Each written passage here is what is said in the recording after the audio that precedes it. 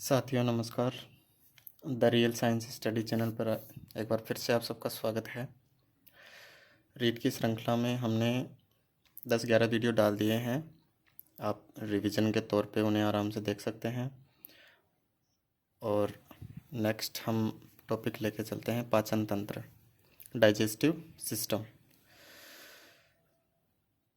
पाचन तंत्र का काम है जटिल भोज्य पदार्थों को एंजाइमेटिक जल अपघटन द्वारा सरल और अवशोषण योग्य पदार्थों में बदलना। यानी जटिल भोज्य पदार्थ होते हैं, उन्हें एंजाइम द्वारा रासायनिक अभिक्रिया से सरल और अवशोषण योग्य छोटे पदार्थों में बदलना होता है। ठीक है, यानी जो पाचन का मुख्य उद्देश्य क्या है कि भोजन को अवशोषण योग्य बनाना। ठीक है, कि ताकि हम जो भोजन ग्रहण करते हैं उसमें से हम आवश्यक पोषक तत्वों को अवशोषित कर सकें और उन्हें हम काम में ले सकें। ठीक है, पाचन जटिल भोज्य पदार्थों को उनके एंजाइमेटिक जल अपघटन, हाइड्रोलाइसिस बोलते हैं इसको, जल अपघटन, एंजाइमेटिक जल अपघटन यानी एंजाइमों के द्वारा जल अपघटित किया जाता है, सरल व अवशोषण योग्य पदार्थों में बदल दिया जाता है। इसे भोजन का पाचन कहते हैं। और भोजन का पाचन करने के लिए हमारे मानव में मानव पाचन तंत्र पाया जाता है, जिसे हम पाचन तंत्र कहते हैं। मानव भोजन के द्वारा शरीर के लिए आवश्यक ऊर्जा एवं पोषक तत्व प्राप्त करता है। भोजन के द्वारा क्या काम होता है? ऊर्जा और पोषक पदार्थ प्राप्त करता है। हमने श्वसन में पढ़ा था कि भोजन के अंत में जाके ऑक्सीकरण से हमें ऊर्जा प्राप्त होती है। ठीक है, तो यानी पोषक पदार्थ भी हमें मिलेंगे। पोषक पदार्थों में क्या होता है? जैसे ग्लूकोज, जैसे सोडियम, ठीक है, जो हमारे शरीर को जो आवश्यक पदार्थ होते हैं, विटामिन वगैरह। ठीक है, तो ऊर्जा और पोषक पदार्थ वो हमें किसके द्वारा प्राप्त होते हैं? भोजन के द्वारा। अब भोजन में उपस्थित घटक क्या हैं? देखो, प्रोटीन, कार्बोहाइड्रेट, वसा, विटामिन और खनिज लवण। इन सब घटकों की जो स्रोत है, इन सब घटकों का स्रोत है वो भोजन है। यानी भोजन के द्वारा ही हमें इन घटकों की प्राप्ति होती है। और भोजन इसी के लिए हम भोजन ग्रहण करते हैं, ताकि इनके माध्यम से हमें ऊर्जा प्रदान हो सके। भोजन के पाचन के लिए हमारे शरीर में पाचन तंत्र पाया जाता है, जिसके निम्न भाग हैं। ठीक है, पाचन तंत्र हमारे शरीर में पाया जाता है और पाचन के भाग क्या हैं? मुख, ग्रसनी, ग्रासनली, आमाशय, छोटी आंत, बड़ी आंत और मलाशय।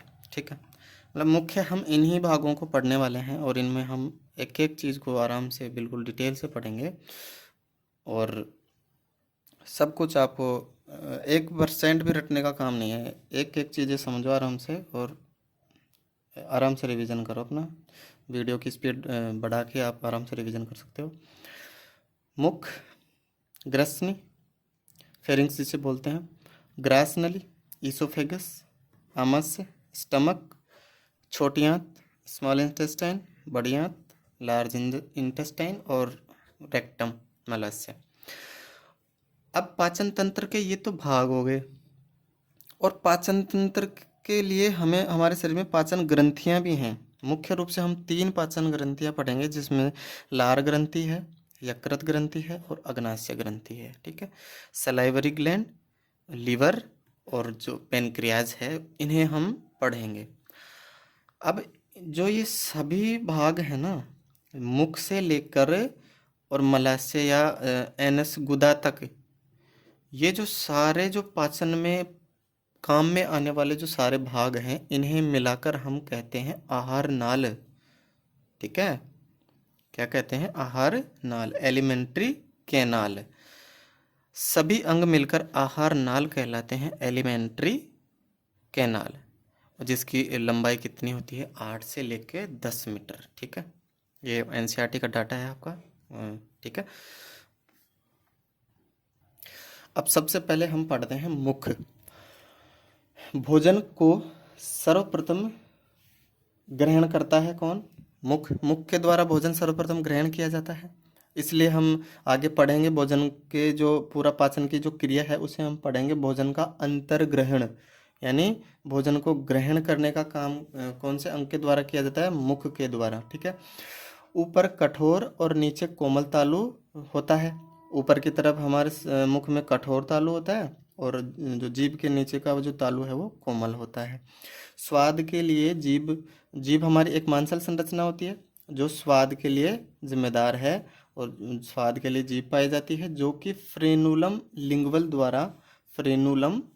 द्वारा आधार से जुड़ी हुई होती है। देखो जो हमारी जीभ है वो गले की साइड में जाके उसका पीछे का जो भाग है वो हमारे मुख से जुड़ा हुआ है, और जिस भाग से जीभ हमारे मुख से जुड़ी हुई है उस भाग को हम कहते हैं फ्रेनुलम लिंगवल। ठीक है, ध्यान रखना, एग्जाम में क्वेश्चन आएगा जीभ शरीर से किस संरचना के द्वारा जुड़ी हुई होती है, तो उसका आंसर होगा फ्रेनुलम लिंगवल। ठीक है। अब जीभ पर देखो, जीभ का जो आगे आगे का भाग है वो कड़वे स्वाद के लिए होता है। मतलब जीभ पर जो ये स्वादांकुर बोलते हैं इनको। ठीक है, स्वादांकुर मतलब स्वाद के लिए जो संरचनाएं पाई जाती हैं उन्हें हम स्वादांकुर कहते हैं। तो आगे के जीभ के आगे के भाग में कड़वे स्वाद के लिए स्वादांकुर पाए जाते हैं, और जीभ का जो पीछे वाला भाग है वहाँ पर मीठे स्वाद के लिए स्वादांकुर पाए जाते हैं। जब भी हम कुछ भी कड़वा जो भोजन खाएंगे या कड़वी चीज़ें खाएंगे तो हमारे हमेशा जीभ के आगे वाले भाग में ही एहसास होता है, और जब हम मीठी चीज़ें खाते हैं तो वो भोजन का जो मीठा जब भी हम मीठा भोजन खाएंगे ना तो जीभ का पीछे वाला भाग ना वहाँ पर हमें मीठे स्वाद का अनुभव होता है। जीभ है वो मुख गुहा में पाई जाती है। जो ये मुख है वो कहाँ खुलता है? मुख गुहा में। मुख गुहा में। ठीक है, बकल कैविटी जिसको बोलते हैं। तो मुख कहाँ पर खुलता है? मुख गुहा में। और मुख गुहा में क्या क्या पाया जाता है? जीभ पाई जाती है, दांत पाए जाते हैं। ठीक है, तो जीभ की संरचना हमने पढ़ ली है। आगे कड़वे स्वाद के लिए स्वादांकुर होते हैं, पीछे मीठे स्वाद के लिए होते हैं, और दोनों तरफ साइड में, दोनों तरफ दाहिनी तरफ और बाईं तरफ नमकीन स्वाद के लिए स्वादांकुर होते हैं, और जो बीच जीभ का जो बीच का हिस्सा है वहाँ पर हमें खट्टे स्वाद का अनुभव होता है। ठीक है, ये जीभ की संरचना हो गई। अब दांत है। मानव द्विबार दंती प्राणी होता है। द्विबार दंती का मतलब क्या हो गया कि इसमें 2 बार मानव के दांत आते हैं। जो पहली बार दांत उगते हैं उन्हें हम दूध के दांत कहते हैं, जो कि टूटकर बाद में स्थायी दांतों के रूप में आते हैं। ठीक है, तो द्विबार दंती हो गया मानव। मानव दंत का जो सूत्र है ना 21-23 होता है। ठीक है, इसको समझने के लिए देखो 21-23 का मतलब क्या हो गया?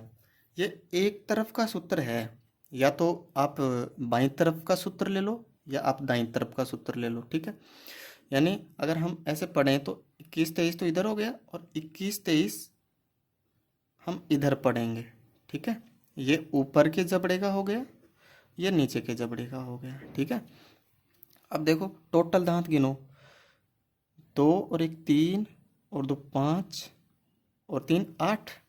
ठीक है, 8 दाईं तरफ, 8 बाईं तरफ, 8 और 8 16, और ये 8 और ये 8, 16 और 16 कितने हो गए? 32। तो इस सूत्र को ऐसे समझना, ये आपका बायां जबड़ा हो गया ऊपर का नीचे का, ये आपका दायां जबड़ा हो गया ऊपर का नीचे का। ठीक है, तो ऐसे समझना इस सूत्र को। ऐसे कभी कभी ये सूत्र समझ में नहीं आता है कि कौन से दांत कितने हैं। अब देखो सीधा सीधा है, जो शुरू वाले है इंसाइजर है, फिर कैनाइन है, फिर प्रीमोलर और फिर मोलर। ठीक है, तो यानी ये तो हो गए इंसाइजर, ये वाले हो गए कैनाइन। ठीक है, ये वाले हो गए प्रीमोलर और ये वाले लास्ट वाले हो गए मोलर। तो आपको कोई भी दांत के पूछ ले कौन सा कितना पाया जाता है संख्या में, आप आराम से यहाँ से बता सकते हो। ठीक है, आराम से लिख लेना कॉपी में अपने 21-23 21-23, ऐसे इधर लिख लेना 21 23 21 23। और आराम से पूछ लेना, कोई कुछ भी सवाल पूछे कौन सा दांत कितना पाया जाता है, आराम से ये इसको जोड़ो, ये हो गया एक जोड़ा, एक जोड़ा ये हो गया, एक जोड़ा ये हो गया, और लास्ट का अंतिम जोड़ा ये हो गया। ठीक है। रीट प्री में क्वेश्चन भी आया था कि मोलर दांतों की संख्या कितनी होती है, तो ठीक है, वो तो कितनी होती है इधर, जैसे 3 और 3 6 हो गए, 6 हो गए 12 हो गए। प्री मोलर का पूछा था उसमें रीट में, तो ये 2 और 2 4 और 2 और 2 4, 4 और 4 कितने हो गए 8। तो इस तरह से हम आराम से आंसर निकाल सकते हैं। ठीक है। अब दांतों के प्रकार हम पढ़ते हैं, 4 प्रकार होते हैं, अभी हमने पढ़ा ICPM, इंसाइजर, केनाइन, प्रीमोलर और मोलर। कृंतक जिसे बोलते हैं इंसाइजर, रदनक बोलते हैं केनाइन। ठीक है। तो अब देखो, ये प्रीमोलर होते हैं वो होते हैं अग्र चवर्णक, और मोलर होते हैं चवर्णक। ठीक है। तो हम पहले इंसाइजर को देखते हैं। ठीक जो सामने वाले दांत हैं उन्हें हम इंसाइजर कहते हैं। ठीक सामने वाले दांत काटने और कुतरने के काम आते हैं, जैसे जो चूहे के दांत होते हैं ना सामने वाले, वो इंसाइजर ही होते हैं, और 6 माह में ये उग जाते हैं। ठीक है, 6 माह में। रदनक यानी केनाइन चीरने फाड़ने काम आते हैं, मांसाहारियों में ज़्यादा विकसित होते हैं ये। 16 से 20 माह में ये विकसित हो जाते हैं, मांसाहारियों में अधिक विकसित होते हैं, क्योंकि चीरने फाड़ने का काम मांसाहारियों का ही तो ज़्यादा होता है, जैसे शेर, चीता, भालू, है ना। तो इनको क्या है, वो जो आपके लंबे लंबे जो दांत दिखते हैं ना, राक्षस वाले दांत, ठीक है, जो राक्षस वाले जो दांत दिखते हैं बड़े बड़े 4 दांत, वो होते हैं आपके कैनाइन, जो चीरने फाड़ने के काम आते हैं। अब देखो, अग्र चवर्णक प्रीमोलर भोजन को चबाने में काम आएंगे, यानी पीसने में, पीसने का काम अग्र चवर्णक द्वारा होता है, और जो चवर्णक द्वारा होता है इनके भोजन को चबाने का और पीसने का ही काम होता है। ये 10 से 11 वर्ष की उम्र में हो जाते हैं, और ये आराम से, ठीक है, इनका कोई ऐसा डिस्क्रिप्शन दे नहीं रखा है कि कितने उम्र के बाद में क्या होता है। एक आप अलग से ध्यान रखना, जो 4 दांत होते हैं पीछे वाले, जिन्हें हम अक्ल दाढ़ कहते हैं। ठीक है, अक्ल दाढ़, अक्ल दाढ़, ठीक है, जो कि अलग अलग उम्र में आते हैं सबके, किशोरावस्था के बाद में। ठीक है, किशोरावस्था के बाद में ये आते हैं दांत। ठीक है, इसलिए हमने मुख पढ़ लिया। मुख गुहा में कौन कौन सी संरचना हो गई, दांत। मसूड़ों में गर्तदंती होते हैं दांत। ठीक है, मसूड़ों में धंसे हुए होते हैं। ठीक है, ग्रसनी हो गई। अब हम पढ़ते हैं ग्रसनी, फेरिंग्स। हमने ग्रसनी हमने पढ़ चुके हैं पहले श्वसन तंत्र में, एक बार वापस से देख लो। आहार नली और श्वास नली का ये कॉमन रास्ता होता है। भोजन आहार नली में जाता है और वायु श्वास नली में जाती है, इसको नियंत्रण करने का काम होता है फेरिंग्स का। और जो आहार नली होती है इसके ऊपर एक ढक्कन होता है, जिसे घाटी ढक्कन कहते हैं, या जिसे हम कहते हैं एपिग्लोटिस, जो भोजन को जैसे भोजन आहार नली में जाता है तो ये खुल जाता है, और जब श्वास जाती है तो ये आहार नली श्वसन नली पर, श्वसन नली को ढक लेता है। ठीक है, ताकि जो भोजन है वो श्वास नली में प्रवेश नहीं करे।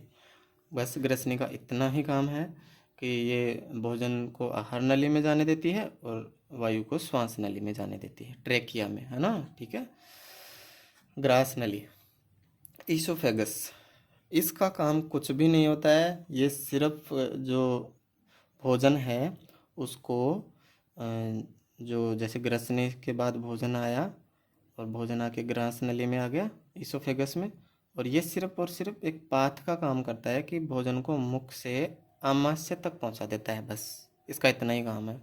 इस वाली संरचना में भोजन का कोई पाचन नहीं होता है।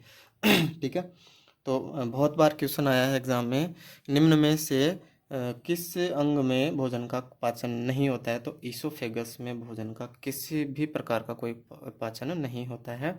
ये सिर्फ और सिर्फ भोजन को आमाशय तक पहुंचाने का मार्ग प्रशस्त कराती है। ठीक है, सक्रिय पेशीय और 25 सेंटीमीटर लंबी नलिका होती है, भोजन को मुख गुहा से आमाशय तक लाती है। भोजन को क्रमानुकंचन गति, है ना, क्रमानुकंचन गति, जिसे हम कॉन्ट्रैक्टाइल मोशन भी कह सकते हैं, या पेरिस्टाल्सिस भी कहते हैं। ठीक है, इसके मुख पर घाटी ढक्कन हमने पढ़ लिया, एपिग्लोटिस होता है। अब हम मुख्य संरचना पर आते हैं। आमाशय, स्टमक। ये जे शेप की संरचना है, जे आकार की। ग्रास नली तथा गृहिणी के मध्य स्थित होता है। हम आराम से डायग्राम से पूरी चीज़ें क्लियर करेंगे, एक एक चीज़ क्लियर करेंगे।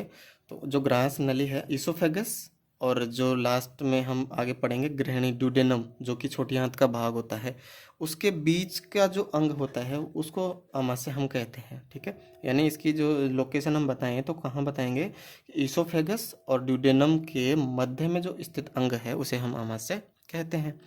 उदर गुहा के बाईं तथा मध्य पट के पीछे स्थित होता है। ठीक है, अब इसका क्या मतलब हुआ कि अपने जो पेट है उसके बाईं तरफ, ठीक है, हम आराम से फील कर पाते हैं कि कभी भी जो हम कुछ खाते हैं पीते हैं वो हमारे पेट में बाईं तरफ इकट्ठा होता है, वो आमाशय होता है। मध्य पट के पीछे, इसका क्या मतलब हो गया, इसका मतलब हो गया कि हमारे शरीर के पीछे वाले भाग की तरफ ये होता है, पीठ की ओर। ठीक है, आमाशय होता है वो पीठ की ओर होता है, मध्य पट के पीछे स्थित होता है। इसके 3 भाग होते हैं आमाशय के।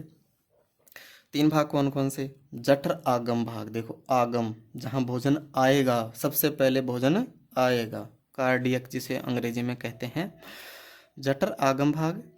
फंडिक और जठर निर्गम भाग, जहाँ निर्गम का मतलब हो गया जाने वाला, जहाँ से भोजन जाएगा। ठीक है, यहाँ आएगा और यहाँ पर भोजन यहाँ से निकलेगा। ठीक है, ग्रास नली से जुड़ा हुआ भाग होता है जिसमें भोजन सर्वप्रथम प्रवेश करता है। फंडिक, फंडिक क्या है, जठरागम और जठर निर्गम के बीच का पार्ट होता है, ये मध्य का भाग है जो कि मुख्य भाग बनाता है। इसका 80% भाग आमाशय का यही होता है, फंडिक वाला, जिसमें भोजन की जो पाचन की क्रियाएं होती हैं, कायम का निर्माण होता है, आगे हम पढ़ेंगे। और जठर निर्गम क्या होता है, फंडिक व गृहिणी के मध्य, है ना। ठीक है, फंडिक इसका बीच का भाग हो गया, जैसे जैसे मान लो ये जठरागम हो गया, ये यहाँ पे फंडिक हो गया, और इस फंडिक और ये गृहिणी के बीच में ये जठर निर्गम हो गया। ठीक है, हम आराम से डायग्राम से पढ़ लेंगे इन चीज़ों को, कोई दिक्कत नहीं है, आराम से। ठीक है साथियों, ठीक है।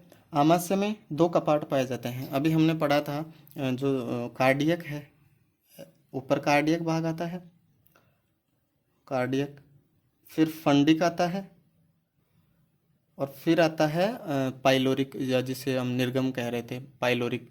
तो एक तो वाल्व पाया जाता है इसके और ईसोफेगस के बीच में, मतलब जहाँ से भोजन प्रवेश करेगा। ठीक है, जो भोजन को आमाशय में आने तो देता है लेकिन वापस जाने से रोकता है। ठीक है, कभी कभार हम देखते हैं कि जो वोमिटिंग होती है वो अपने शरीर का इतना प्रेशर लगाता है शरीर, तब जाके ये वाल्व खुलता है, अन्यथा छोटे मोटे प्रेशर में वो वाल्व भोजन को वापस जाने नहीं देता है। गैस्ट्रोफेजियल स्फिंक्टर, ठीक है, इसे हम कार्डियक स्फिंक्टर भी बोलते हैं। ठीक है, cardiac sphincter valve, cardiac sphincter valve भी हम इसे कहते हैं। ठीक है, जैसे हम इसकी संरचना बनाए हैं, जैसे आमाशय की संरचना को हम थोड़ा रफली बनाते हैं। ठीक है, इस तरह की आमाशय की संरचना अगर हम बनाते हैं तो देखो जो ये आने वाली है, ये यहाँ पर तो पाया जाता है cardiac inspector valve. Cardiac inspector valve के बाद में ये जो पाया जाता है फंडिक। ठीक है, और इसके बाद में जो ये पाइलोरिक वाला भाग है ना, यहाँ पर पाया जाता है पाइलोरिक स्फिंक्टर वाल्व। ठीक है, इस प्रकार से 2 वाल्व पाए जाते हैं इसमें, हमने बात करी है। 2 कपाट इसमें पाए जाते हैं, जिसे हम या तो कपाट बोल दो या अवरोधनी बोल दो, एक ही चीज़ है, कन्फ्यूज नहीं होना है बाद में। स्फिंक्टर बोलते हैं इसको। ठीक है, तो एक तो हो गया गैस्ट्रोफेजियल स्फिंक्टर, या फिर हम इसे कह सकते हैं कार्डियक स्फिंक्टर वाल्व। यह एक वाल्व है जो आमाशय तथा ग्रास नाल के मध्य, ग्रास नाल ईसोफेगस, ठीक है, ठीक है, इसका काम क्या हो गया, ग्रास नाल में भोजन को जाने से रोकता है। ठीक है, यानी भोजन का रिवर्स प्रवाह है उसको रोकता है। दोनों वालों का काम यही है कि भोजन को वापस रिवर्स नहीं जाने देते हो। ठीक है, अब निर्गम अवरोधनी, या जिसे पाइलोरिक स्फिंक्टर बोलते हैं, यह आमाशय तथा गृहिणी के मध्य पाया जाता है। ठीक है, ये गृहिणी हो गई, ठीक है, और ये आमाशय हो गया, इसके बीच में पाया जाएगा ये। ठीक है, पाइलोरिक, और जो कार्डियक है वो ग्रास नाल और आमाशय के बीच में पाया जाता है। ठीक है, आमाशय तथा ग्रहणी के मध्य पाया जाता है। यह ग्रहणी से आमाशय में भोजन को जाने से रोकता है, यानी ये भोजन के रिवर्स प्रवाह को रोकते हैं सीधा सीधा। आप तो ये ध्यान रखना है, जिस तरह से हम हार्ट में पढ़े थे कि जो बाइकस्पिड और ट्राइकस्पिड वाल्व है वो वापस उसको निलय से आलिंद में जाने से रोकते हैं ना, उसी प्रकार से ये जो वाल्व है ये आमाशय से, जो कार्डियक वाला भाग है ये तो आमाशय से ईसोफेगस में नहीं जाने देता है, और जो पाइलोरिक वाला है वो ग्रहणी से वापस आमाशय में भोजन को नहीं आने देता है। ठीक है, अब हम पढ़ते हैं जो एक मोस्ट और इम्पोर्टेंट जो स्ट्रक्चर है पाचन तंत्र की, वो है छोटी आंत। सबसे इम्पोर्टेंट भाग है, भोजन का सर्वाधिक पाचन यहीं पर होता है, अवशोषण भी यहीं पर होता है। पाचन तंत्र का महत्वपूर्ण भाग है। पाइलोरिक भाग से लेकर, देखो ग्रहणी जहाँ से स्टार्ट होती है ना, ड्यूडेनम, वहाँ से छोटी आंत स्टार्ट हो जाती है, और शुद्धांत्र जिसे इलियम कहते हैं वहाँ तक छोटी आंत होती है। लगभग 7 सेंटीमीटर लंबी होती है छोटी आंत। ठीक है, सॉरी 7 मीटर। ठीक है, 7 मीटर लंबाई होती है, सेंटीमीटर कहाँ होगी। ठीक है, तो छोटी आंत द्वारा भोजन का सर्वाधिक पाचन व सर्वाधिक अवशोषण होता है। ठीक है, इसे 3 भागों में हम बांटते हैं। 3 भाग कौन कौन से हो गए? ग्रहणी, जिसे हम बार बार बात कर रहे हैं, ग्रहणी, ड्यूडेनम जिसको हम कहते हैं। छोटी आंत का आमाशय से जुड़ा हुआ सबसे छोटा भाग यही होता है, बिल्कुल जो आपके सी आकार का कह सकते हैं हम। ठीक है, भोजन के रासायनिक पाचन यानी एंजाइमों के द्वारा जो पाचन होता है उसमें अहम भूमिका निभाता है। अहम भूमिका निभाने का मतलब ये हो गया कि जो ग्रहणी एक ऐसा भाग होता है जहाँ पर आपका लीवर का भी नलिका आके खुलती है, पित्ताशय भी यहीं खुलता है, अग्नाशय का भी यहीं खुलता है। ठीक है, तो मतलब क्या हो गया, एक तरह से ये एक बाईपास हो गया कि यहाँ से सारे जो एंजाइम और जो रासायनिक पाचन के जो पदार्थ होते हैं वो यहीं से आके निकलते हैं। तो इसलिए ये इस प्रकार से ये महत्वपूर्ण संरचना हो जाती है कि जो रासायनिक पाचन में अहम भूमिका निभाने का काम करता है ये ग्रहणी के द्वारा ही किया जाता है। ठीक है, क्योंकि सभी रासायनिक पदार्थ ग्रहणी में आके इकट्ठे होते हैं, वहाँ से फिर ये छोटी आंत आगे जो अग्र शुद्धांत्र है जिसे जेजुनम बोलते हैं। ठीक है, ठीक है, हमने ग्रहणी ड्यूडेनम पढ़ लिया। अब ड्यूडेनम वाला भाग उससे आगे है जेजुनम। यह छोटी आंत का मध्य का भाग होता है, और ग्रहणी में जो पचित भोजन है उसका अवशोषण का काम होता है वो जेजुनम में होता है। भोजन का अवशोषण विशेष प्रकार की कोशिकाओं द्वारा होता है जिन्हें आंत्र कोशिका या एंटेरोसाइट हम कहते हैं। इसमें सूक्ष्मांकुर पाए जाते हैं, माइक्रोविलाई, जिसके द्वारा भोजन का अवशोषण होता है। और सूक्ष्मांकुर पाने का कारण है कि वो जो अवशोषण का क्षेत्रफल है वो बढ़ा देते हैं। ठीक है, और जो जूजेनम वाला भाग है ये जाके जुड़ता है फिर शुद्धांत्र या इलियम से। छोटी आंत्र का अंतिम भाग होता है जो बड़ी आंत्र में खुलता है। यह उन तत्वों का अवशोषण करता है जो छोटी आंत्र द्वारा अवशोषित नहीं होते हैं। छोटी आंत्र का मतलब हो गया अग्र शुद्धांत्र, जो यहाँ पर अवशोषित नहीं होंगे वो यहाँ पर आके अवशोषित होंगे। ठीक है, जैसे पित्त, लवण और विटामिन आदि का अवशोषण करता है इलियम के द्वारा। अब ये बड़ी आंत्र वाला भाग स्टार्ट हो गया इलियम से आगे, लार्ज इंटेस्टाइन। शुद्धांत्र, इलियम आगे बड़ी आंत्र से जुड़ती है। यहाँ विशेष प्रकार के जीवाणु पाए जाते हैं जो छोटी आंत से अपचित भोजन को किण्वन क्रिया द्वारा सरलीकृत करके पाचन करते हैं। किण्वन क्रिया को हम बोलते हैं फर्मेंटेशन। जो अवायवीय एक तरह का जो क्रिया होती है उसे हम कहते हैं। फर्मेंटेशन की जो क्रिया होती है वो बड़ी आंत में होती है। ध्यान रखना, ये बहुत इंपॉर्टेंट क्वेश्चन बनता है एग्जाम का कि फर्मेंटेशन की क्रिया पाचन तंत्र में कौन से भाग में होती है, तो वो बड़ी आंत वाले भाग में होती है। बड़ी आंत का मुख्य कार्य जल और खनिज लवणों का अवशोषण करना होता है, और जो अपचित भोजन है उसको मलाशय में इकट्ठा करके मल द्वारा उत्सर्जित कर दिया जाता है। बड़ी आंत को 3 भागों में विभक्त करते हैं। बड़ी आंत की लंबाई ध्यान रखना 1.5 मीटर है, और जो छोटी आंत की लंबाई है वो 7 मीटर है। ठीक है, अंधनाल या जिसे हम कहते हैं सीकम, ये बड़ी आंत का पहला भाग होता है जो कि इलियम से जुड़ता है शुद्धांत्र से। छोटी आंत का भाग होता है इलियम, बड़ी आंत्र का भाग होता है सीकम। तो इलियम और सीकम, तो इलियम जहाँ पर ख़त्म होता है वहाँ से सीकम स्टार्ट हो जाता है। यह इलियम से जुड़ा हुआ भाग होता है। यहाँ इलियम से आने वाले पचित भोजन का अवशोषण होता है और शेष अपशिष्ट को ये आगे बृहदांत्र कोलन जिसे बोलते हैं में पहुंचा दिया जाता है। सीकम के प्रथम भाग के नीचे वर्मी फॉर अपेंडिक्स पाया जाता है। वर्मी फॉर अपेंडिक्स, ठीक है, यानी कृमि रूपी परिशेषिका, इसको थोड़ा अजीब सा नाम है इसका हिंदी का, कृमि रूपी परिशेषिका, और इसको इंग्लिश में बोलते हैं वर्मी फॉर अपेंडिक्स। काफ़ी बार सुना होगा अपेंडिक्स का ऑपरेशन। जो अपेंडिक्स है ये पहले हम पढ़ते हैं कि जो हमारे पूर्वज थे, बहुत दिनों पहले की बात है, दादा परदादा की बात नहीं, बहुत दिनों पहले की बात है, जब वो पेड़ पौधे आदि मतलब स्टार्च का सेवन करते थे, कुल मिला के ये बात है। तो स्टार्च का जो पाचन होता है वो परमिफॉर्म अपेंडिक्स के द्वारा होता था। आज भी ये जानवरों में एक्टिव होती है, लेकिन मानवों में क्या हो गया, ये धीरे धीरे अवशेष अंग हो गया है। ठीक है, ठीक है, तो ध्यान रखना वर्मीफॉर्म अपेंडिक्स है वो कोलन का भाग है। ठीक है, वृहदांत्र कोलन, सॉरी, हाँ कोलन का ही भाग है वो। बड़ी आंत्र का मध्य जो यू आकार का होता है उसे वृहदांत्र कहते हैं। वृहदांत्र की लंबाई 1.3 मीटर है। इसके 4 निम्न भाग होते हैं। देखो वृहदांत्र के 4 भाग हो गए। आरोही असेंडिंग कोलन 15 सेंटीमीटर, अनुप्रस्थ वृहदांत्र 50 सेंटीमीटर, अवरोही 25 सेंटीमीटर, सिग्माकार वृहदांत्र सिग्मोइड, डिसेंडिंग, ट्रांसवर्स और असेंडिंग 15, 50, 25 और 40। ठीक है, टोटल कितने हो गए इसके? 1.30 मीटर, जोड़ लो, 130 सेंटीमीटर होता है। 130 सेंटीमीटर का मतलब हो गया 1.3 मीटर। ठीक है, इन नामों को थोड़ा ध्यान रखना, आपके एनसीईआरटी में दे रखा है तो कंफ्यूज होने की ज़रूरत नहीं है, क्योंकि अभी पूछ लेगा कि आरोही वृहदांत्र पाचन तंत्र के कौन से भाग का हिस्सा है। ठीक है,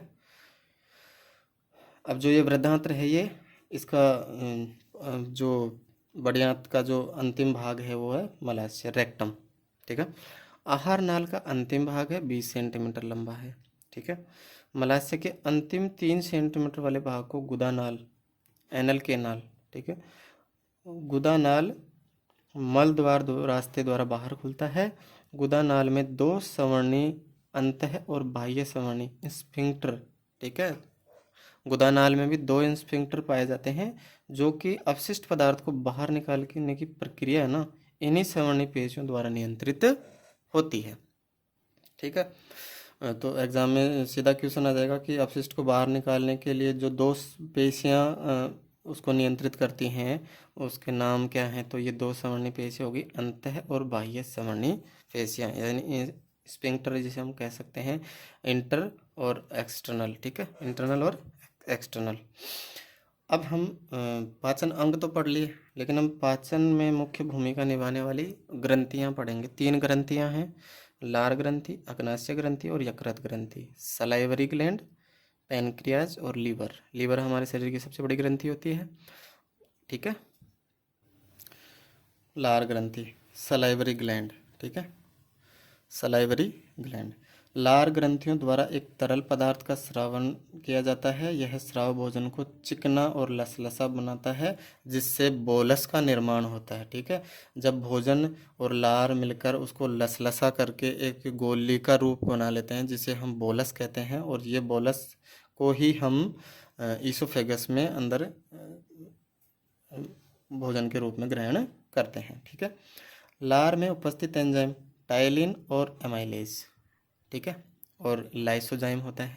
टायलिन का काम होता है भोजन के पाचन में।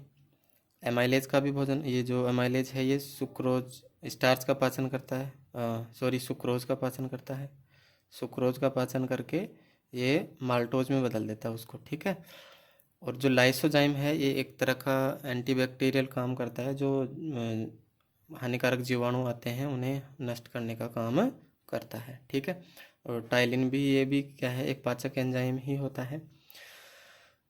3 प्रकार की लार ग्रंथियां हमारे शरीर में पाई जाती हैं, कर्णपूर्व ग्रंथि, अधोजंब लार ग्रंथि और अधोजिह्वा। अंग्रेजी में नाम बढ़िया हैं, पैरोटिड ग्लैंड, सबमेंडिबुलर और सबलिंगुअल। ठीक है, तो ये 3 प्रकार की ग्रंथियां हैं। देखो कुछ इस तरह से, ये तो कर्णपूर्व ग्रंथि है, ठीक है, पैरोटिड ग्लैंड। जो हम खाना खाते हैं तो कान की तरफ है ना, जो कभी हम कहते हैं कि गल सुआ हो गया, तो ये इसी ग्रंथि में सूजन आता है उसमें। ये गले के दोनों तरफ पाई जाती हैं, अधोजम ग्रंथि, ट्रेकिया के दोनों तरफ। और ये जीवा के जस्ट नीचे पाई जाती है, जिसे हम अधोजीवा ग्रंथि कहते हैं, ठीक है साथियों। तो 3 प्रकार की ग्रंथियां हो गई। यह सीरमी द्रव का स्राव करती है, कर्ण के पास पाई जाती है। अधोजम ग्रंथि मिश्रित ग्रंथि है, यानी मिश्रित ग्रंथि का मतलब क्या हो गया कि ये बहिस्राव भी है और अंतःस्राव भी है। और अधोजीवा ग्रंथि क्या है, जीवा के नीचे पाई जाती है, ठीक है। अब हम अग्नाशय की बात करते हैं। अब देखो ये जो पूरी ग्रंथियां हैं, इनका काम है सिर्फ और लार का स्राव करना, ठीक है।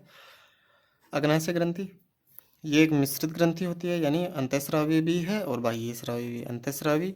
अंतःस्रावी जो ग्रंथि है वो इंसुलिन और ग्लूकागोन का स्राव करती है। ये ध्यान रखना, यहाँ पर क्वेश्चन बनने के पूरे चांस हैं।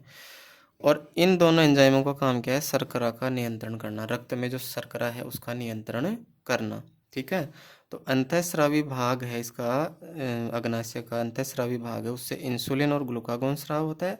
और बहिस्राव से अग्नाशय रस का स्राव होता है, जिसमें अन्य एंजाइम पाए जाते हैं।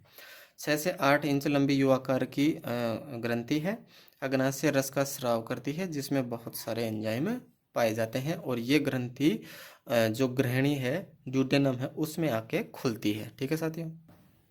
अब देखो लीवर पाचन क्रिया में सबसे महत्वपूर्ण अंग है, शरीर की सबसे बड़ी ग्रंथि है, 2 पालियों में विभक्त है, दाईं पाली बड़ी होती है और बाईं पाली छोटी होती है। यकृत में करीब 1 लाख छोटी षटकोणीय संरचनात्मक व क्रियात्मक संरचनाएं पाई जाती हैं, जिन्हें यकृत पालिकाएं या हिपेटोसाइट्स कहते हैं। इन्हीं हिपेटोसाइट से पित्त रस का स्राव होता है। पित्त रस का निर्माण इन्हीं के द्वारा होता है। यह ग्रंथि पित्त का निर्माण करती है, ध्यान रखना, पित्त का निर्माण यकृत में होता है, लेकिन पित्त का जो एकत्रित है वो पित्ताशय में होता है। यानी पित्त जो एकत्रित होता है वो तो पित्ताशय में होता है, लेकिन निर्माण यकृत में होता है, ये ध्यान रखना। कन्फ्यूज हो जाते हैं कभी हम, पित्ताशय पढ़ते हैं, पित्ताशय का निर्माण पित्ताशय में ही कर देते हैं अपन, लेकिन ऐसा नहीं है। ये पित्ताशय का निर्माण यकृत में होता है, और पित्ताशय जो स्टोर होता है ना पित्तरस, वो पित्ताशय में होता है। यह ग्रंथि पित्त का निर्माण करती है। बाइल जूस, पित्त रस पित्त नलिका द्वारा पित्ताशय गोल ब्लैडर में एकत्रित होता है। पित्ताशय से पित्तरस ग्रहणी में चला जाता है। देखो हमने अभी पढ़ा था कि जो ग्रहणी है उसमें पित्ताशय वाली नलिका भी खुलती है, लिवर की भी खुलती है, अग्नाशय की भी खुलती है, ठीक है। इस तरह से ये तीनों ग्रंथियां हो गई। भोजन का पाचन, ठीक है। अब देखो भोजन के पाचन की जो प्रक्रिया है ना, वो हम थोड़ा सा देख लेते हैं। एक बार हम थोड़ा सा डायग्राम एक बार देख लेते हैं। देखिए ये लीवर का डायग्राम है ऊपर, ये आपके आमाशय हो गया, ठीक है। ये पित्ताशय हो गया, और ये जो ग्रंथि हो गई अग्नाशय हो गई। इस तरह से कुछ अवस्थित होती है ये, ठीक है। और हम अभी बात कर रहे थे कि आमाशय में जो यहाँ पर खुलता है ना वाल्व, ये वाल्व होता है कार्डियक इंस्पेक्टर, ठीक है, कार्डियक इंस्पेक्टर ये होता है। फिर ये फंडिक वाला भाग है इसका, ठीक है। और जो ये यहाँ पर जो ग्रहणी में जाके खुलता है ना, यहाँ पर पाया जाता है पाइलोरिक स्फिंक्टर, ठीक है। ध्यान रखना ये तीनों संरचनाएं। और हम बात कर रहे थे कि बाईं पाली छोटी होती है, दाईं पाली बड़ी होती है, चित्र में आराम से दिख रहा है आपको, ठीक है साथियों। अब हम भोजन के पाचन की प्रक्रिया पढ़ लेते हैं। जटिल कार्बनिक पदार्थों को एंजाइमों द्वारा जल अपघटित करके सरल अवशोषण योग्य पदार्थों में बदलना पाचन कहलाता है। कार्बोहाइड्रेट का पाचन अमाइलेज, माल्टेज और सुक्रेज के द्वारा होता है। प्रोटीन का पाचन ट्रिप्सिन, काइमोट्रिप्सिन और पेप्सिन के द्वारा होता है। हम अभी सारणी से एक एक चीज़ें देखेंगे, थोड़ा सा आप देख लो आराम से। वसा का पाचन लाइपेज के द्वारा होता है। न्यूक्लिक अम्ल का पाचन न्यूक्लिएजेज और न्यूक्लियोटाइडेज से होता है। न्यूक्लिक अम्ल में जैसे हो गया DNA RNA, ठीक है।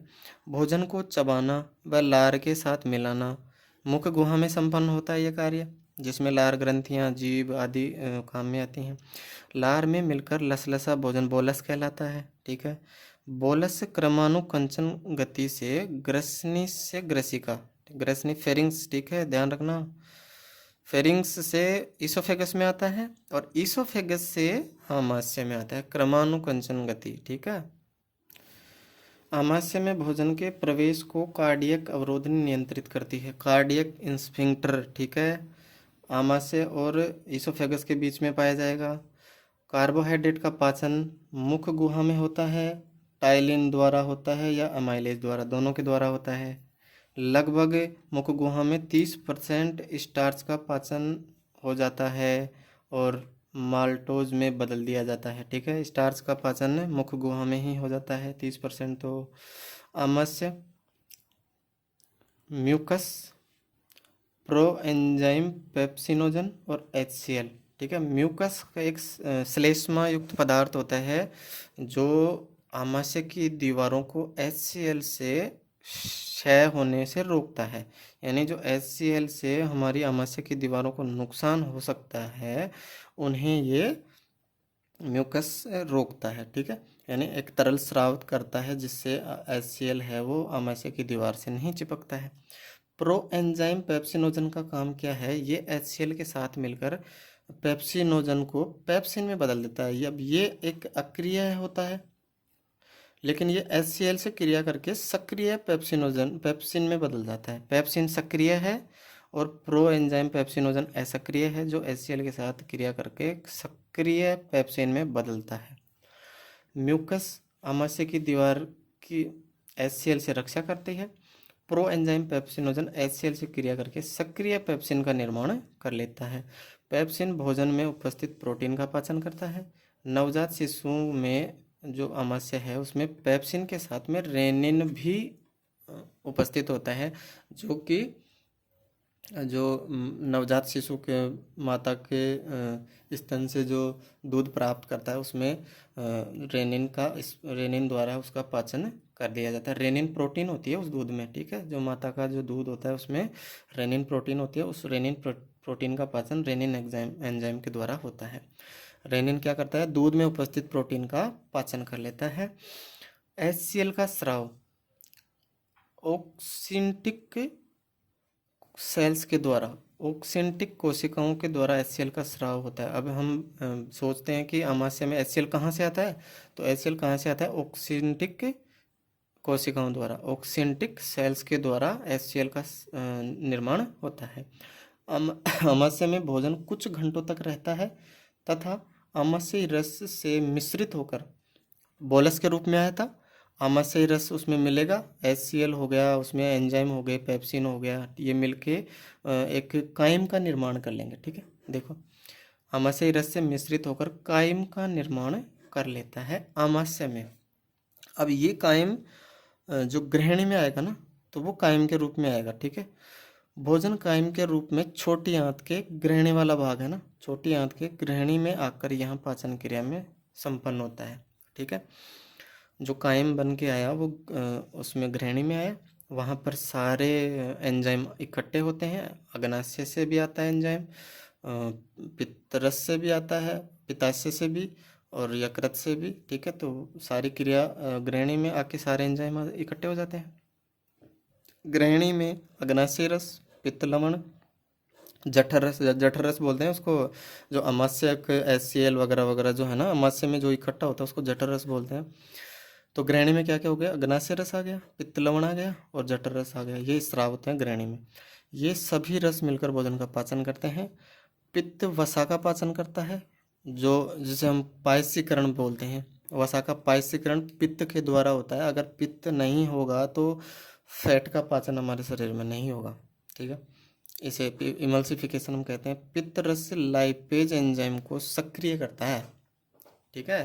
तो जो वसा का पाचन करने के लिए जो उत्तरदायी जो एंजाइम है वो क्या है, लाइपेज, और लाइपेज को सक्रिय कौन करता है, पित्त रस, ठीक है साथियों। ग्रहणी में सरलीकृत पदार्थ अग्रशुदांत्र जुजेनम, यानी ड्यूडेनम से जुजेनम भाग में, और उस जेजुनम से इलियम में, ठीक है। ड्यूडेनम से जेजुनम में और जेजुनम से इलियम में अवशोषित होते हैं। यानी अवशोषण का जो मुख्य कार्य है ना, जेजुनम और इलियम में होता है, और मोस्टली हम बात करें तो इलियम में, ठीक है। शुदांत्र में सबसे ज़्यादा अवशोषण की क्रिया होती है।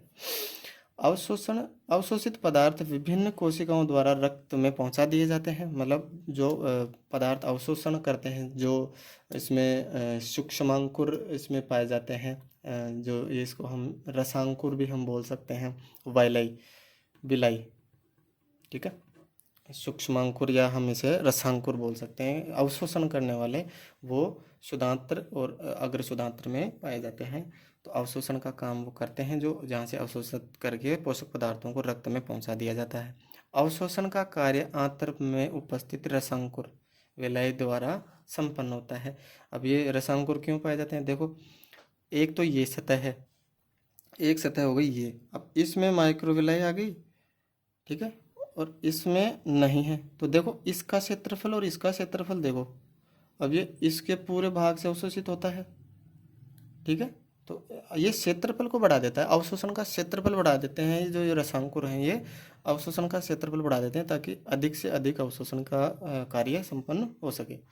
यहाँ से अपचित व अनावशोषित जो भोजन है वो बड़ी आंत्र में पहुँचा दिया जाता है। अब बड़ी आंत्र का कौन सा भाग, सीकम, सबसे पहले सीकम ही आता है, सीकम के बाद में कोलन, ठीक है, कोलन के बाद रेक्टम, बड़ी आंत्र में पहुंचा दिया जाता है। बड़ी आंत्र का मुख्य कार्य जल और लवण का अवशोषण करना। शेष अपचित पदार्थ को उत्सर्जित कर दिया जाता है।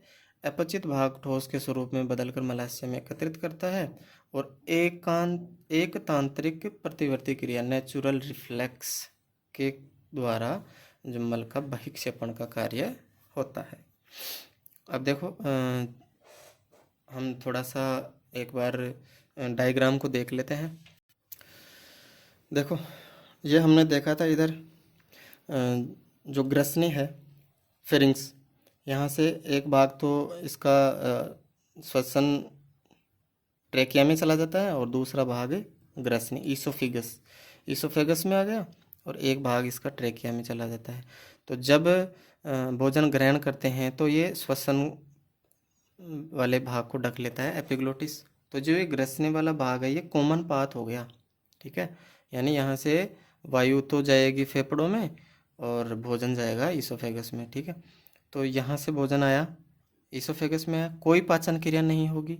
यहाँ से आके कार्डियक की जो अवरोधनी है, कार्डियक स्फिंक्टर है, ये इसको आमाशय में आने तो देता है लेकिन वापस न आने से रोक लेता है, ठीक है। तो यहाँ भोजन आया, अब यहाँ बोलस के रूप में आया, ठीक है, बोलस के रूप में आया, दीवार से म्यूकस स्रावित हुआ, यहाँ से HCl स्रावित हुआ और जो प्रो एंजाइम है वो पेप्सिनोजन है वो यहाँ मिलेगा और ये भोजन का जो बोलस के रूप में भोजन आया वो मिलेंगे। इस तरह से ये मिलके क्या करेंगे, जो प्रो एंजाइम पेप्सिनोजन है वो HCl से क्रिया करके सक्रिय पेप्सिन में बदल जाता है, जो कि इसमें प्रोटीन का पाचन करता है। अब ये यहाँ से मिल गए, यहाँ से मिलकर ये फंडिक भाग में सारी क्रिया संपन्न होती है, ठीक है, और जो ये कार्डियक भाग हो गया ये इतना ही है, छोटा सा पार्ट है। फिर फंडिक हो गया और फंडिक के बाद में पाइलोरिक वाला भाग हो गया, ठीक है। अब पाइलोरिक वाले भाग में यहाँ पर एक इंस्पेक्टर वाल्व पाया जाता है जिसे पाइलोरिक अवरोधनी या इस पाइलोरिक इंस्पेक्टर बोलते हैं। ये अब भोजन को ग्रहणी में तो आने देता है लेकिन ग्रहणी से वापस आमाशय में नहीं जाने देता है, ठीक है। अब ये हो गया ग्रहणी। यहाँ पर देखो पित्ताशय भी आकर खुल रहा है, यकृत भी आकर, अग्नाशय वाली ग्रंथि भी आकर खुल रही है और जो यहाँ से आमाशय से जो भोजन आया था वो भी यहाँ, मतलब सबका कॉमन पाथ हो गया ये ग्रहणी, ठीक है। तो यहाँ पर सारे एंजाइम आकर रसायन आकर यहाँ पर इकट्ठा हो जाते हैं। यहाँ से इसको ड्यूडेनम बोलते हैं ग्रहणी को। यहाँ से फिर ये अग्र शुदांत्र जेजुनम, ठीक है, जेजुनम में यहाँ पर आके इनके अवशोषण का काम होता है, ठीक है। अब ये अवशोषण होके फिर धीरे धीरे अग्र शुदांत्र से शुदांत्र में, ठीक है, शुदांत्र देखो ये छोटी छोटी जो नलिका रूपी संरचना है जिसको इलियम कहते हैं, ठीक है। अब यहाँ से फिर ये बड़ी आंत्र में प्रवेश कर जाता है, यानी जो कोलन वाला भाग है उसमें। फिर कोलन से फिर बृहदांत्र जिसे सीकम कहते हैं। अब सीकम के पार्ट देख लो, अवरोही ये होती है और जो आरोही है वो ये है, ठीक है। ये हो गई आपकी अनुप्रस्थ हो गई और ये हो गया मलाशय हो गया, ठीक है। अब और हमने पढ़ा था कि देखो जो अंधनाल वाला भाग है, ठीक है, जो अंधनाल वाला भाग है उसके अंत में लास्ट में जो कृमि रूपी परिशेषिका यानी अपेंडिक्स, वर्मी फॉर्म अपेंडिक्स, ठीक है, ये यहाँ पर पाया जाता है। पहले ये हमारे पूर्वजों में एक्टिव था, अब ये अवशेषी अंग के रूप में है, ठीक है। अंत में जो बड़ी आंत वाला भाग है वो मलाशय, और मलाशय वाला जो अंतिम जो छिद्र है वो एनएस के द्वारा बाहर की तरफ भोजन का जो अपशिष्ट और अपचित भोजन है उसको बाहर शरीर से निकाल दिया जाता है। इस तरह से ये प्रक्रिया संपन्न होती है। अब हम थोड़ा सा एंजाइम वाला सिस्टम देख लेते हैं, ठीक है साथियों। ये सारणी देख लो, एंजाइम वाली चीज़ एक एक आपको याद ही नहीं करनी, सीधा इस सारणी से आपको दिमाग नहीं लगाना। लार है, मुख गुहा में होता है लार वाला काम, टाइलिन और अमाइलेज होता है, स्टार्च को अमाइलेज माल्टोज में बदल देता है, ठीक है। अमाशय में कौन कौन से कार्य होते हैं? अमाशय में जठरस होता है, पेप्सिन और रेनिन, रेनिन छोटे बच्चों में होगा, पेप्सिन सब में होगा। तो प्रोटीन को पेप्सिन, पेप्टोन और पॉलीसेकेराइड में बदल देता है, ठीक है। अब अग्नाशय, अग्नाशय रस वाला जो काम है ये छोटी आंत मतलब ड्यूडेनम वाला भाग है, वहाँ पर amylase, trypsin, chymotrypsin, carboxypeptidase, lipase और न्यूक्लिएजेज। तो लाइपेज का हमने पढ़ लिया, वसा का पाचन होता है पाइसीकरण के लिए। तो देखो वसा लाइपेज एंजाइम मोनोग्लिसराइड में बदल देता है यानी वसीय अम्ल में बदल देता है, न्यूक्लिक अम्ल को न्यूक्लिएजेज न्यूक्लियोटाइड में बदल देता है। आंतरीय रस, आंतरीय रस छोटी आंत होता है जिसमें माल्टेज, लैक्टेज, सुक्रेज, लाइपेज, नाम से ही पता चल रहा है कि किसका पाचन कौन करेगा। देखो माल्टोज का पाचन माल्टेज करेगा और ग्लूकोज में बदल देगा, ग्लूकोज में ही बदल रहे हैं सारे। बस ध्यान रखना है कि स्टार्च को अमाइलेज माल्टोज में बदलता है, बाकी सभी ग्लूकोज में बदलेंगे, ठीक है, ठीक है। अब लैक्टोज, लैक्टेज के द्वारा ग्लूकोज में, सुक्रोज सुक्रेज के द्वारा ग्लूकोज में, ठीक है। और लाइपेज हमने देख ही लिया है, लाइपेज है वो वसा का पाचन करता है जो देखो इधर मोनोग्लिसराइड में बदल जाता है वसीय अम्लों में। डाइपेप्टाइडेज, डाइपेप्टाइड को अमीनो अम्लों में बदल देता है। और जो न्यूक्लियोटाइडेज है, न्यूक्लियोटाइड में ध्यान रखना फॉस्फेट यानी फॉस्फोरस का बंध पाया जाता है, ठीक है। तो इसलिए फॉस्फेटेज एंजाइम से राइबोज शर्करा और नाइट्रोजन क्षार में बदल जाता है। और लास्ट है यकृत द्वारा पित्त का स्राव होता है, और जो पित्त का काम है वो वसा के पायसीकरण में काम में लेते हैं, और वसा से पित्त मिलकर वसीय अम्लों में बदल जाता है, ठीक है। बस इस सारणी में सारा आपको क्लियर हो जाएगा। अब सीधा सीधा पूछ लेगा कि अग्नाशय से कौन से एंजाइम हुआ, तो इंसुलिन और ग्लूकागोन जो कि भोजन में रक्त में जो शर्करा है उसका नियंत्रण करते हैं, ठीक है साथियों।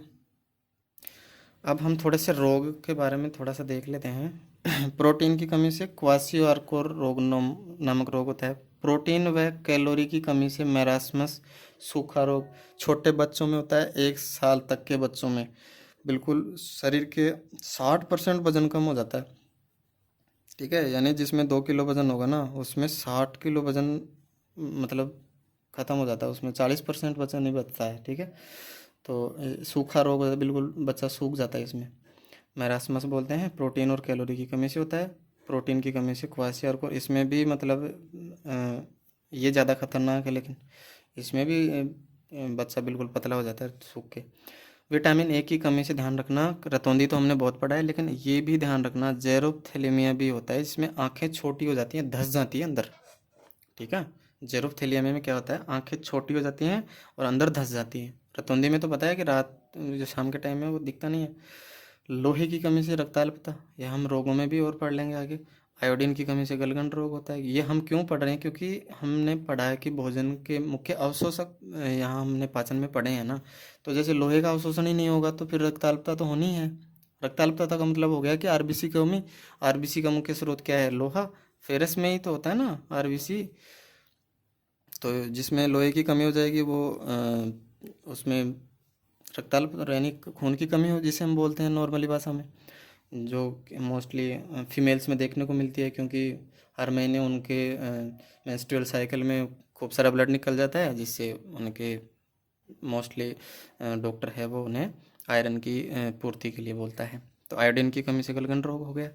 ऊर्जा न्यूनता प्रोटीन रोग, PEM, प्रोटीन एनर्जी माल न्यूट्रिशन, ठीक है। ऊर्जा न्यूनता प्रोटीन रोग, ये PEM इसके शॉर्ट में लिखते हैं, कई बार एग्जाम में आ जाता है कि PEM रोग है, तो क्या है ये? ऊर्जा न्यूनता प्रोटीन रोग है। कैल्शियम की कमी से ऑस्टियोपोरोसिस, ये हम आगे और काल तंत्र में भी पढ़ लेंगे इसको आराम से। ठीक है साथियों, पढ़ते रहिए, मस्त रहिए, टेंशन लेने की ज़रूरत है नहीं, एग्ज़ाम आ रही है धीरे धीरे। Thank you.